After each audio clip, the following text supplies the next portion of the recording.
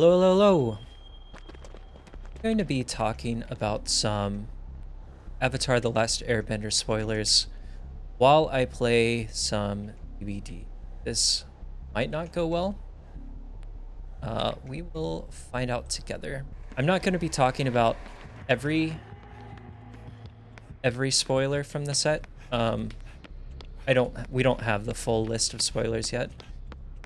I only want to talk about some of the cards that I'm interested in. Some of the cards I'm excited to play in my own decks. So the first one I want to talk about is Aang here. Aang, Airbending Master. Spirit on us.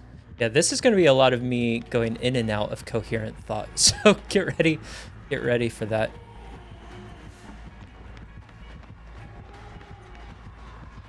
Oh, there's a window. Yeah, it's not a good line for me.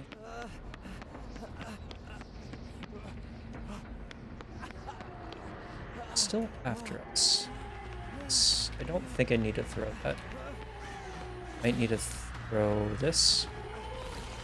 Oh, nice. She didn't respect the palette. Yeah, so Aang, Airbending Master here. 4/4 for 5 mana. When Aang enters, airbend another target creature. So the airbend mechanic is actually pretty interesting. Essentially, you exile a creature, and then sometime later, you can recast that creature for 2 mana. It seems like airbending is going to be kind of a cool mechanic for like blink decks and decks that care about ETBs. Oh, I saw there's a hex totem back there. I think we can heal. I think no, she's after us. We cannot heal.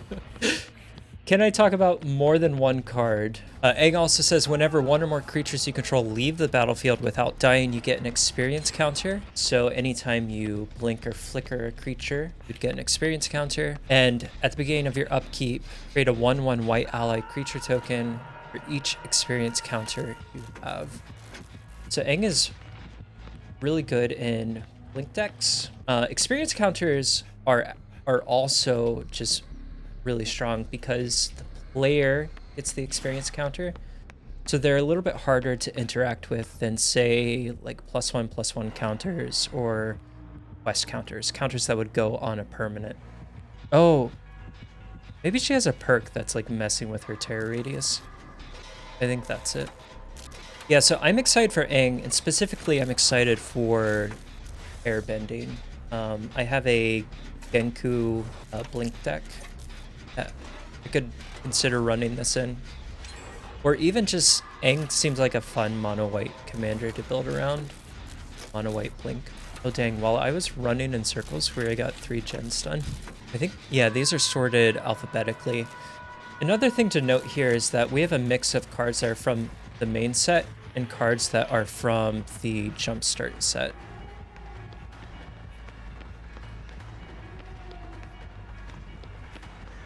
Still on us. Let's take this, use Lithe, get away. She might phase here, so let's walk.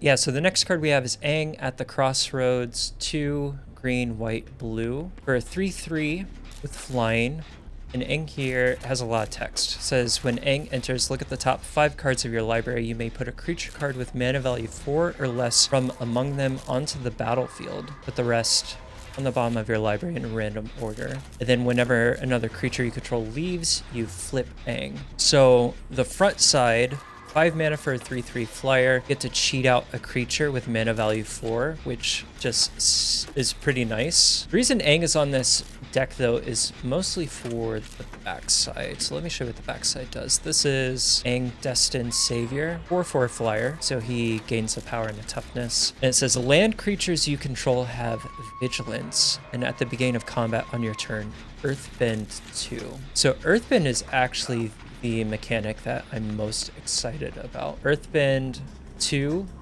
essentially means put 2 +1/+1 counters on a land. I'm not gonna do a totem. That feels like a haunted ground to me. You put 2 +1/+1 counters on a land that you control. Then that land becomes a creature, just permanently becomes a creature. And if that creature would, or if that land would leave the battlefield, no, I think it's if that land would die or be exiled. Instead, you return the land back to the battlefield, and it just enters as like a normal land. So it's got some built-in protection, which is really cool. I think Aang here seems like a really fun commander to build around. I've always wanted to build like a land creature deck. I just don't have enough cards that care about that kind of thing. It just seems like an interesting, really interesting build around. She's here. Burst away. Still on us. It's not phasing. Still on us. Just keep going around the perimeter.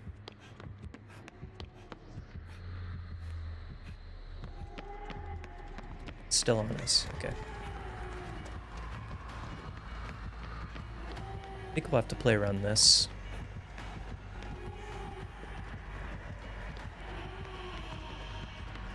Oh, there's the double.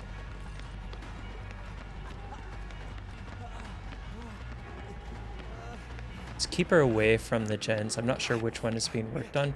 For this. Oh, I think she's going around that way.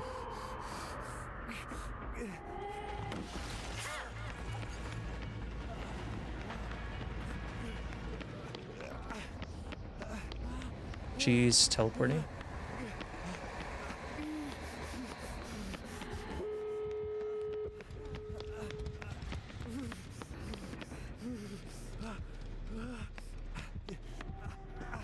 Let's walk a little bit.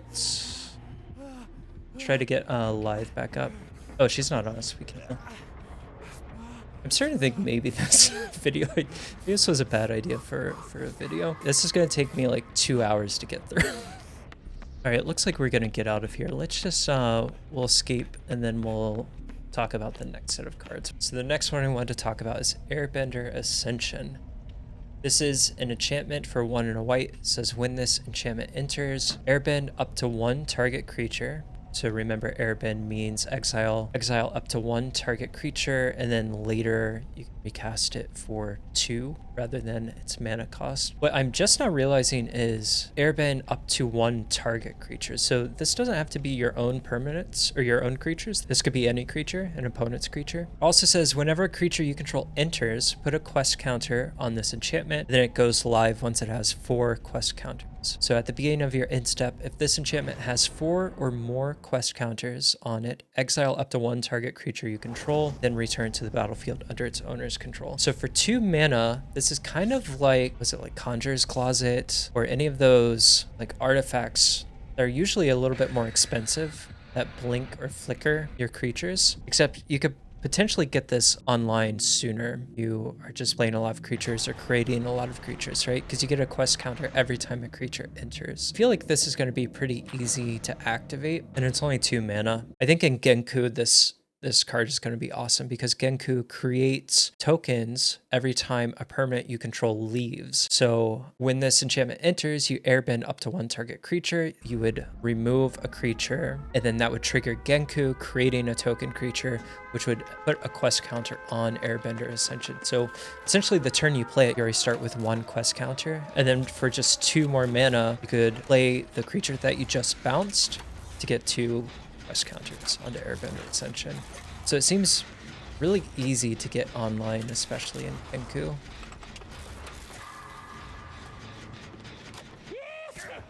Oh, sorry.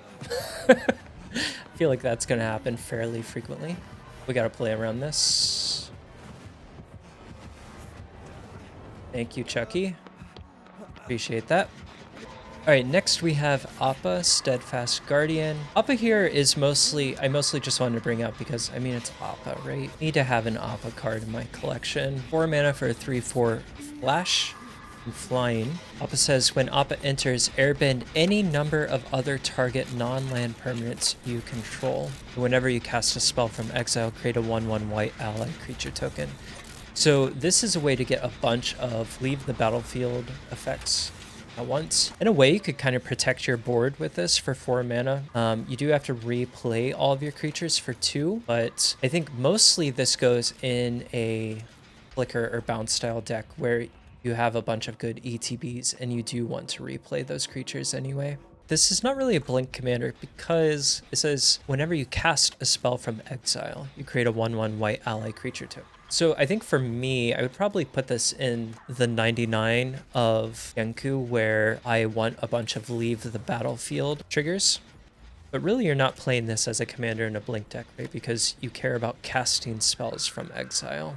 Right, I'm gonna finish this gen in just a second. Let's take a look at the next one. Next one is Avatar Kyoshi Earthbender. This is 8 mana, so 5 green, green, green for a 6/6. During your turn, Avatar Kyoshi has hexproof, and at the beginning of combat on your turn, Earthbend 8. I am very excited for this card. This, I would say maybe this is the card I'm looking forward to playing maybe second most, and that's for my Raga Draga deck. So Raga Draga is a commander that cares about like mana dorks, something like creatures with mana abilities you own get like +2/+2. And then also if they would attack, you untap them. And also if you cast a spell with 7 or more mana, you give something +7/+7, trample, and you untap it. So Avatar Kyoshi here is actually pretty great in that deck because of 2 reasons. Earthbend 8 means you get an 8/8 creature with a mana ability. Is he gonna kick that gen? He's not kicking. It's running. So Earthbend turns your lands into creatures with mana abilities. So essentially that means if Raga Draga is out and you Earthbend 8, you get a 10/10. You get a 10/10 that you can attack with that turn because Earthbend also gives haste.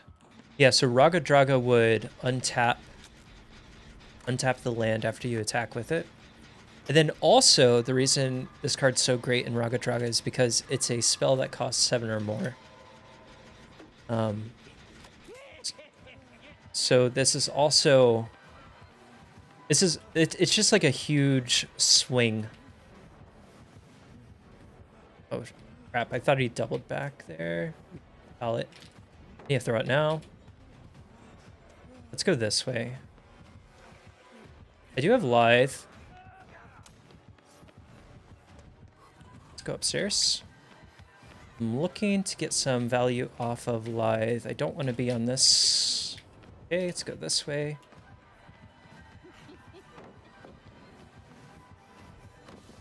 Lithe? Damn. All right, we're doing really well. Only 1 gen left. No one's on Death Hook. I think we're getting out this game.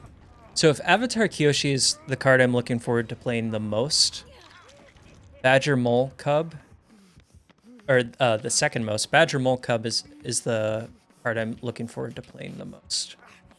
This card is kind of insane and might be the best Avatar card so far. Okay, so Badger Mole Cub for 1 and a green. It's a 2/2, 2/2 Badger Mole. It says when this creature enters, Earthbend 1. So you get to turn one of your lands into a creature. And then whenever you tap a creature for mana, add an additional green. So if you have an untapped land when you play this, so on turn 3, you spend 2 mana, you have 1 untapped land. That land can then tap for 2 mana. So it kind of just refunds itself the turn you play it, which is pretty awesome. This is another card that I'm really looking forward to playing in Raga Draga. It itself is not a creature with a mana ability, but being able to Earthbend 1 means that we do get a creature with a mana ability out of it. And Raga Draga, my Raga Draga deck plays a ton of mana dorks. I mean, that's what the commander does. I think we might need to play around this. No, let's just get some distance. All right, he's chasing someone. I think we're safe to draw. Heals? Heals? Heals? Yes, please. So Badger Mole seems pretty great. He's also really exciting in Volo, the Simic Volo, the one that copies all of your creature spells that you play as long as they don't share a creature type with any creature cards in your graveyard or on the battlefield. I don't think my Volo deck plays any badgers or moles, so I'm probably safe there. Assume that you have Volo out and you play Badger Mole Cub. He's not legendary, so you would get 2 copies. You would get to Earthbend 2 different lands, and each of those lands is going to tap for 3 mana, which is kind of massive. So he's really good in Volo, but I think a lot of stuff is pretty good in Volo. It's not hard to make Volo good. This one is Bender's Water Skin. This one's really cool. This is a really exciting 3 mana rock. So it's a 3 mana artifact. It says untap this artifact during each other player's untap step. And it taps for 1 mana of any color. This is a really good mana rock if you are playing any kind of like Ask Go deck, because it untaps every opponent's turn. So you could get, well, you could get 4 activations off this, right? You play it turn 3, and then if you could play it turn 3 and then cast a 1 mana spell, and then next player untaps, and then you have 1 mana to spend again. So if you just have a handful of cantrips, it'd be really good in that kind of deck. Yeah, I don't usually play decks like that. I do have a Watcher in the Water deck. It's the Lord of the Rings octopus creature that makes a bunch of tentacles and like untaps himself whenever he like enters with a bunch of stun counters, and he untaps himself. I think whenever you cast a spell during an opponent's turn, it's something like that. And this seems like it would go perfect in that deck. Now this card, Dave Black Sun, I'm not sure if this card is good or not. Someone could probably say that this card is amazing, and I would believe them. And that's kind of why I want it. I feel like this is either really good or not that great. For X black, you get a sorcery. It says each creature with mana value X or less loses all abilities until end of turn. Destroy those creatures. So this is a board wipe. The problem with it is you have to pay X, where X is the mana value of the thing that you want destroyed the most. If it's just a bunch of tokens, then this card is great. You can pay just 2 black mana, X is 0, destroy everything with mana value 0 or less, and more importantly, they lose all abilities. So this shuts down like death triggers and any other weird effects. So I think this card could be really great. I'm just worried that it might be too expensive for my playgroup. My playgroup doesn't tend to play a lot of token decks, so I think if I were to play this, I'd probably be spending 5-6 mana on this, where X is 3 or 4. And if that's the case, maybe you just play a different board wipe. All right, Descendant's Path is the next one here. For 2 and a green, you get an enchantment. It says, at the beginning of your upkeep, reveal the top card of your library. Oh, this is a reprint, isn't it? This is a Lost Caverns of Ixalan. We don't need to talk about this. This is a reprint. All right, next is Foggy Swamp Visions, 1 black, sorcery as an additional cost to cast this spell, Waterbend X. Waterbend is a mechanic that essentially means you can tap artifacts or creatures to pay that Waterbend cost. Yeah, so Foggy Swamp Visions, the actual effect of the card says exile X target creature cards from graveyard, so any player's graveyard. For each creature card exiled this way, you create a token copy of it, and at the beginning of your next end step, sacrifice it.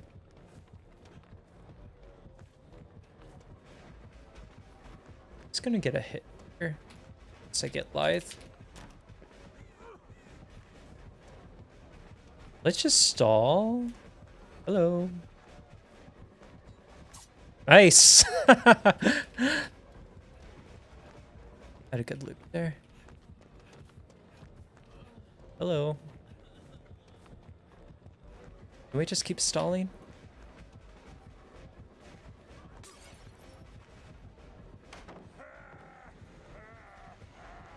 Anyone get that heal? Oh, he's up. Nice. I think a pallet was worth saving that guy for sure.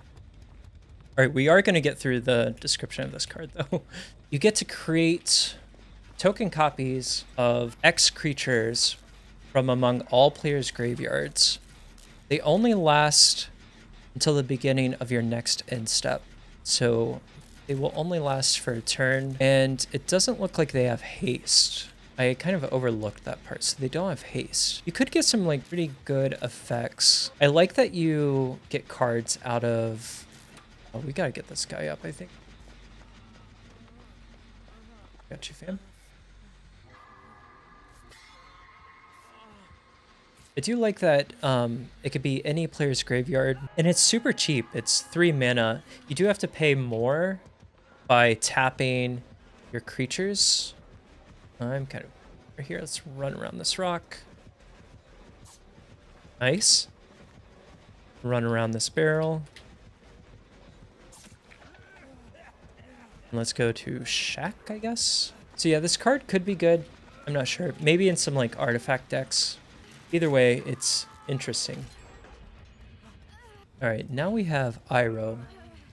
And Iroh's on this list just because I really want an Iroh card. Oops. I should have just run there. It's okay. Iroh is 5/5 for 2 green, blue, red. Firebending 2. We haven't talked about firebending yet. Essentially, whenever you attack with that creature, you add that much red mana, but it only lasts until the end of your combat step. So you would attack with Iroh, you get 2 red mana to use during combat. He also says during your turn, each non-lesson instant and sorcery card in your graveyard has flashback. The flashback cost is equal to that card's mana cost. And during your turn, each lesson card in your graveyard has flashback 1. So you get a pretty big discount on lesson cards. Also, lesson cards only cost 1 generic mana, so you could use the red firebending mana that you get from Iroh attacking to cast like blue or green lessons. I'm pretty interested in Iroh here. He seems fun. I don't really play spell slingy decks. I would like to try one at some point. I also have Momo here. Momo is a 1 mana 1/1 with flying. First non-lemur creature spell with flying you cast during each of your turns costs 1 generic mana less to cast, and whenever creature you control with flying enters, Momo gets +1/+1 until end of turn. I don't think this card is particularly strong. I just really like Momo, and it seems like it could be fun in like a birds deck, bird tribal. Although he's not a bird himself, he's a bat. Maybe bat tribal. That's a thing. I am pretty surprised that we've lasted as long as we have, paying like half attention to the game. All right, next one is Raucous Audience. This might be a reprint. I'm thinking this might be a reprint.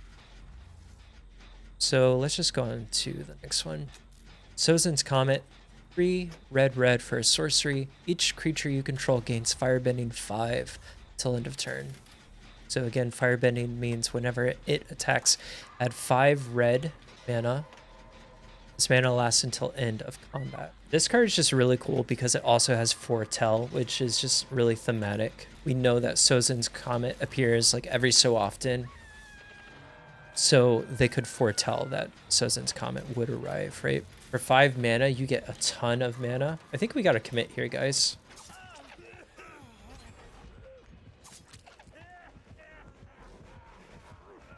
I needed to run to something else.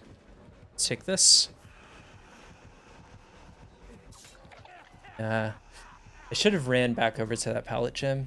Yeah, so Sozin's Comet adds a ton of mana. I could see playing this in a go wide deck. Thing is, I'm not really sure how to evaluate these firebending mechanic cards, because I don't play Spellslinger that often, and I feel like that's where you're gonna see firebending the most. I mean, how else are you gonna spend that much red mana during combat? Like, it has to be spent during combat. So again, it's another card that I'm excited for, but I might not, like, I don't have a home for in any of the decks I'm currently playing. Sparring Dummy is a 1 and a green for a artifact creature, Scarecrow. Could be a reprint. If someone told me this was a reprint, I wouldn't be surprised. I don't think it is. It's a 1/3 with Defender and mill a card. You may put a land milled this way into your hand. It's got Bamboozle, so he just let's run to this palette. Oh crap, got stuck on the barrel. Oh no. Should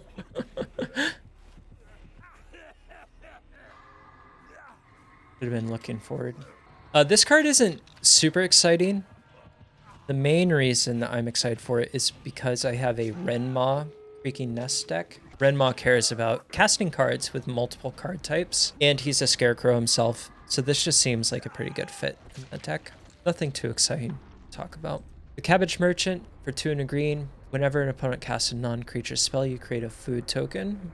Whenever a creature deals combat damage to you, you sacrifice a food token. And you can tap 2 untapped food tokens you control to add 1 mana of any color. So Cabbage Merchant allows you to turn your food tokens into mana, which is pretty great. He also creates food tokens himself anytime an opponent casts a non-creature spell. The downside is anytime a creature deals combat damage to you, you're going to have to sacrifice a food token. But that might not always be a bad thing. If you're in a food deck, you're probably running a lot of other cards that care about sacrificing foods. So this kind of just seems like 3 good effects. I don't have a food deck yet, but I've always wanted to build one. Fire Nation Drill. This is 2 black for a 6/3 trample. This is an artifact vehicle. It says when the Fire Nation Drill enters, you may tap it.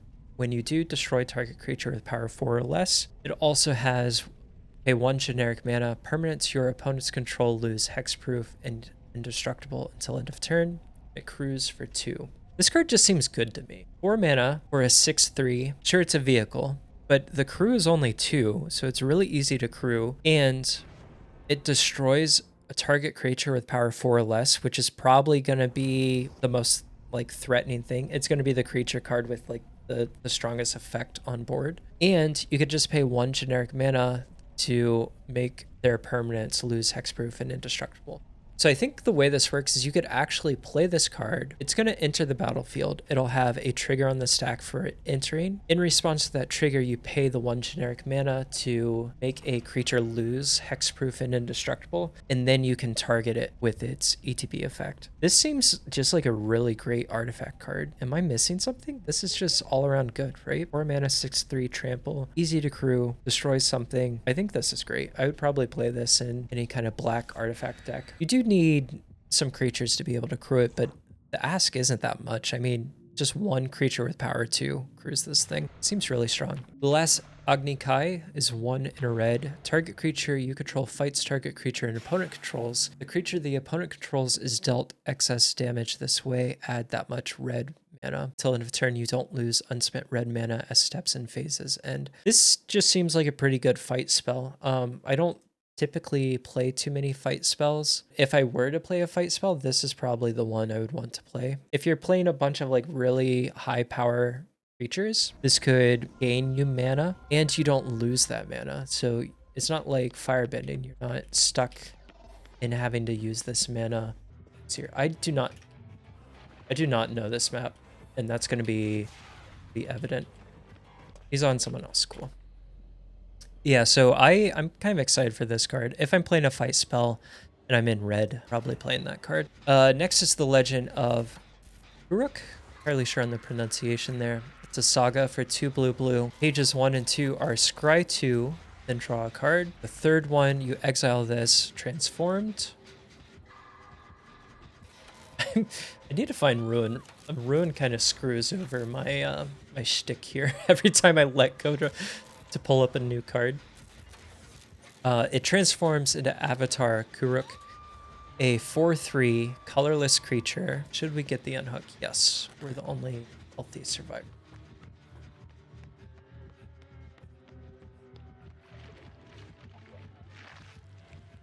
I don't want to unhook just yet. You need to get away from here, dude. Let's get it. All right, Kuruk here says whenever you cast a spell, create a 1/1 colorless spirit creature token with this creature can't block or be blocked by non-spirit creatures. It also has an ability called Exhaust with Waterbend 20. So if you tap 20 creatures or pay 20 mana or tap 20 artifacts or any combination of the 3, you get to take an extra turn, which is I don't know if you've played much Magic. It's pretty strong effect. It's gonna cost a lot. This isn't something you're gonna be able to do easily, especially since it takes 3 turns. It still takes 3 turns to get online. Let's use this. Live, get away.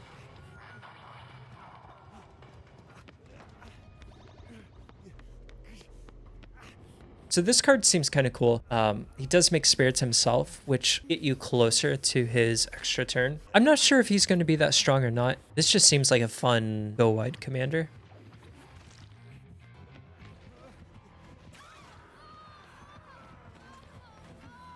Crap. I'm dead. Yeah, I don't know this map. I was hoping there would be a window or something there. All right, the next one is the lion turtle.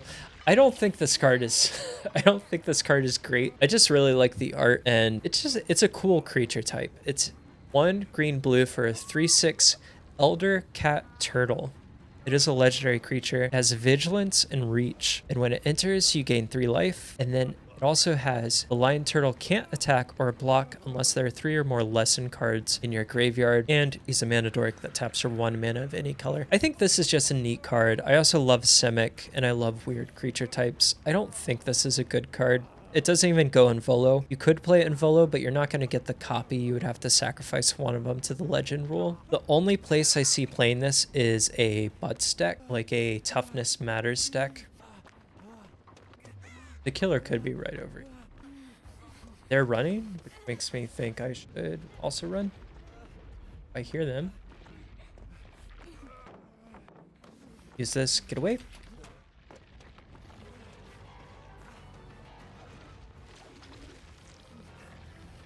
Okay, we're playing around this. Don't drop it. Rules always respect. Drop it. Nice. Let's go. Oh, there's our totem. Let's take care of this.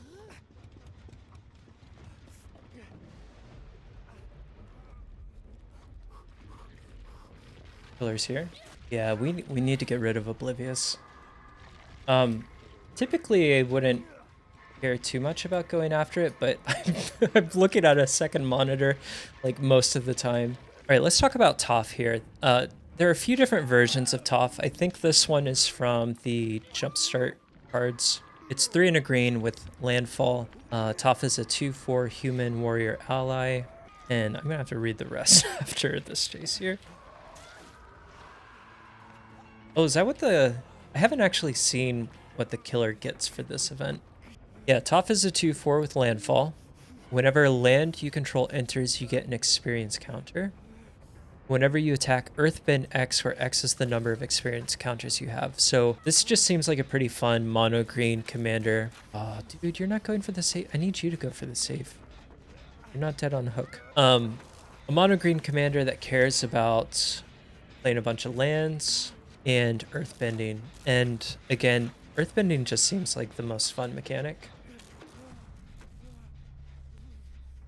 It's coming. Let's start running. Get a head start. Actually, let's go in here.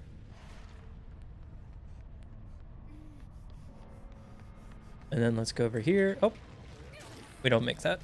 All right, well, we knew we couldn't escape every game. I also have a shout out to Turtle Duck here. Again, not a not a good card, just a fun card. Turtle Duck, an iconic creature from Avatar. It's a 0/4 turtle bird for one green. And you can pay 3 generic to give it base power 4 and trample. I don't know if there's anything super fun or interesting to call out here, aside from the cool creature type combination. I just think it's a fun card. I'd like to have a copy. We have another Cabbage Merchant card. This is Unlucky Cabbage Merchant. This one is uncommon for a 2/2. When this creature enters, create a food token. And whenever you sacrifice a food, you may search your library for a basic land card and put it onto the battlefield tap. You search your library this way, put this creature on the bottom of its owner's library, then shuffle. It seems like you're restricted a little bit in how you use this because he shuffles himself into the bottom of your library when that ability resolves. What you could do, I believe the way this works, you can sacrifice multiple food in response to that ability going on the stack. So I think there's a way you kind of get around this where you can still ramp for a bunch by sacrificing a bunch of food and still only shuffling him away once. So it just seems like a really good card if you're playing food. We only have 3 more cards to talk about. I think this might be my last match. I'm hoping this video is sort of interesting. I mostly want to do it, I guess, for a couple of reasons. One is that I just like Magic. I like talking about Magic. And I also just want to get better at talking as I'm looping. I feel like when I'm playing Dead by Daylight, my heart rate rises so much and I just get so focused on surviving and looping, even if I don't always survive or loop that well. So this has been kind of a fun experiment. So let me know if you want to see more stuff like this. I think I kind of like this. So this next one is Wan Shi Tong, All Knowing. This is a 4/4 bird spirit for 5 mana. I believe this was the bird spirit that guards there's like an ancient library in Avatar that they find. I think it's like hidden underground or something like that. Anyways, this bird says, Wan Shi Tong enters, target non-land permanent owner, puts it into their library, second from the top, or on the bottom. And whenever 1 or more cards are put into a library from anywhere, create 2 1/1 colorless spirit creature tokens with this token can't block or be blocked by non-spirit creatures. This seems like a really fun mono blue commander that cares about shuffling away your opponent's cards. So anytime a card gets shuffled into, what's the wording? Whenever 1 or more cards are put into a library from anywhere, create 2 1/1 colorless spirit creature tokens with flying. So I'm not sure what all cards this would entail. I don't really play cards that shuffle cards or put cards back into my library that often. I did see someone mention Sensei's Divining Top, which seems like an excellent card in this deck. This just seems like a really fun effect. I love commanders that have unique effects, and this just seems really fun. Oh look, he's back. Wan Shi Tong, Librarian. This is a different version. So the first one is a jumpstart card. This one is in the base set. It's a mythic for X blue blue, the 1/1 flash flying vigilance. When it enters, you put X 1/1 counters on him, then draw half X cards rounded down. Whenever an opponent searches their library, put a 1/1 counter on Wan Shi Tong and draw a card. I love X spells. I love building decks that just play a ton of X spells and make a ton of mana. And this just seems like a really fun creature type. I could play this in Volo. I believe whatever you pay for X is copied from Volo. So you would get the draw effect from it entering, but then obviously you would have to sacrifice one to the legend rule. So I don't think I would put this in Volo. I'm not sure where I would put this. I know I just want a cop. Seems fun in any kind of big mana deck. Let's try to get over to side of the map. No, let's help work on. Nope. Sure.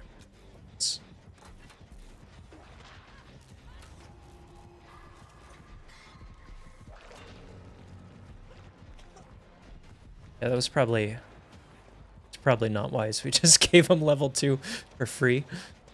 Shouldn't have done that. Last card. This is White Lotus Tile. It's a 4 mana rock, but it's a really good mana rock. Well, it might be a good mana rock. It has a ton of potential upside. Someone take him to the other side of the map, please.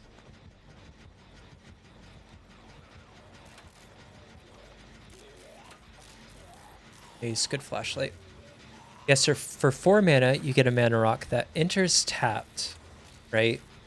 That seems pretty bad. But it says add X mana of any one color, where X is the greatest number of creatures you control that have a creature type in common. So in any kind of creature typal deck or tribal deck, this makes a ton of mana. I don't know if this card is good or not.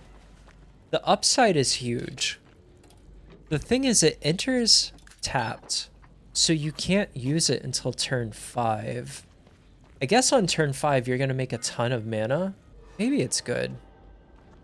The other thing is, it's not a creature itself. So if you're going heavy into a creature tribal deck, usually you don't want mana rocks, right? You want just like creatures. I was thinking about this card, and I think I could maybe see playing this card in Deodrine It's a robot commander from, I was gonna say what was the last set, but I think the last set was Spider-Man, and we don't need to talk about Spider-Man.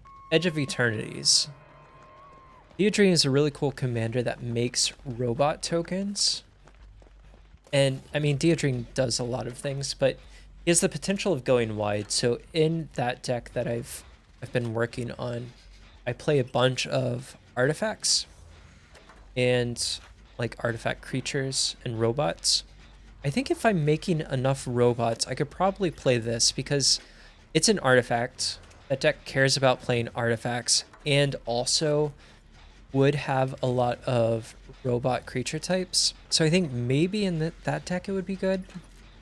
It's just really slow, and that's my reservation with it. I guess if you have a way to have it enter untapped, or if you have a way to untap it itself, maybe there's a commander that would do either of those things. Anyways, that is all of the Magic cards I wanted to talk about. I'm going to continue playing this match out. We'll include it in the video. I hope you guys have liked this kind of thing. We have more Magic cards that are being spoiled, more Avatar cards that are being spoiled. I will say I wasn't that interested in Avatar at first, especially coming off of Spider-Man, but these cards are looking kind of cool. The mechanics seem interesting. We need to lithe. Hello.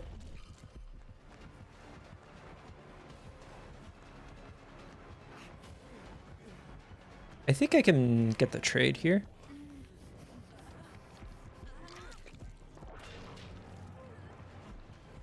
Okay. I got nothing. Got a pallet. Let's go around this way. Nice. Good dodge.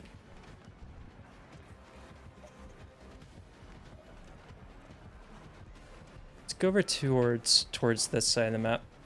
Is there a pallet here? There isn't. This way. Keep running. Nice. He's still on us though.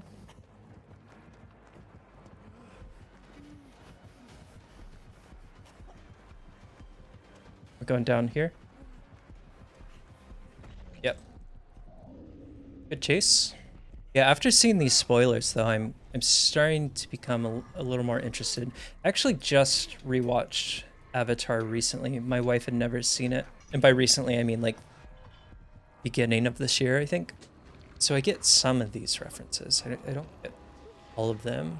I still need to watch The Legend of Korra. I think my wife would really like that one.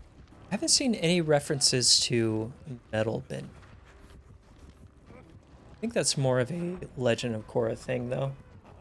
I wonder if we'll see some blood bending cards. That would be sick. Alright, guys. Someone's got to get the hook.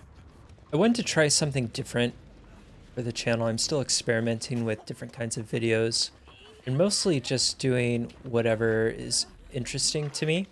I think I'm going to slow down on ball pit videos. I've reached the point in ball pit, and I have a Bluesky post about this. By the way, if you're not following me on Bluesky and you've seen this, feel free to drop me a follow. But on Bluesky, I was talking about how I think ball pit doesn't really have great replayability. There's not a whole lot to do in the end game like there is in a lot of other roguelikes like Isaac. At this point in ball pit, I'm just trying to beat every level with every character on all of the different difficulties. Like there's fast and like fast 2, fast 3, and then also new game. So I've been doing that, but it hasn't been that interesting. The gameplay hasn't felt any different. So I think I'm gonna slow down on ball pit videos. Might do more Dead by Daylight videos. Stream more Dead by Daylight. Oh, oh, oh. Scary.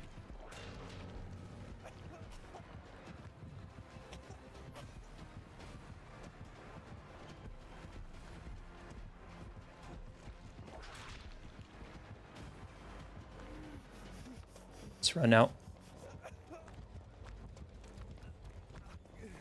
Run as far away from here as I possibly can.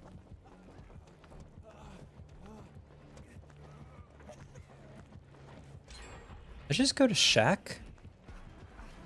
Let's keep holding forward. Well, it looks like he found someone else. There's a gen over here we could work on. Oh, we should try to find Yunjin. Get a heal. And also just double up on her gen. I think she's... Oh, here she is. Okay, yeah, we can work on this.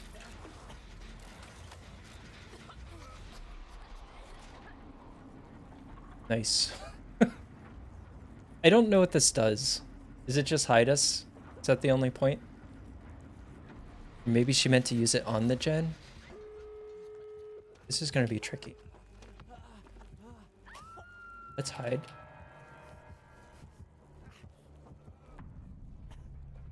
He saw us. Yeah. Crap. Alright, well, not a great end. We had some decent chases there. Hopefully she can get out, though. Oh, she's in chase. Okay, let's give up as quickly as we can. Hopefully she gets hatch. Looks like they closed hatch. Not getting out, unfortunately. It's too bad. Alright, I'm gonna call it here for the video. Let me know if you want to see more stuff like this. See ya.